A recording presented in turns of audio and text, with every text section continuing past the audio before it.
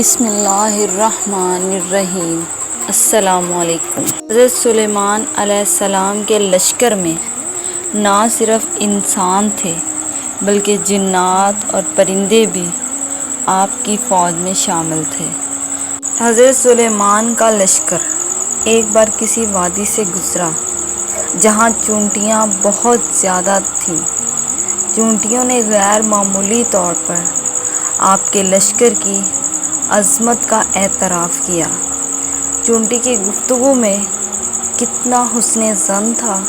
سلیمان علیہ السلام اور ان کے لشکر کے لیے کہا کہ ایسا نہ ہو کہ تم کچل ڈالی جاؤ اور انہیں خبر بھی نہ ہو۔ وَهُمْ لَا يَشْعُرُونَ۔ چونٹیوں نے اس موقع پر جو گفتگو کی اس کو حضرت سلیمان نے بھی سمجھ لیا۔ اس طرح کا کوئی واقعہ ایک عام انسان کو فخر و غرور میں مبتلا کرنے کے لیے کافی ہے، مگر حضرت سلیمان علیہ السلام اپنے اس حال کو دیکھ کر سراپائے شکر بن گئے۔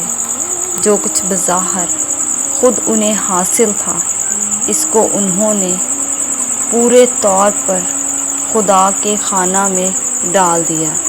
یہی ہے صالح انسان کا طریقہ۔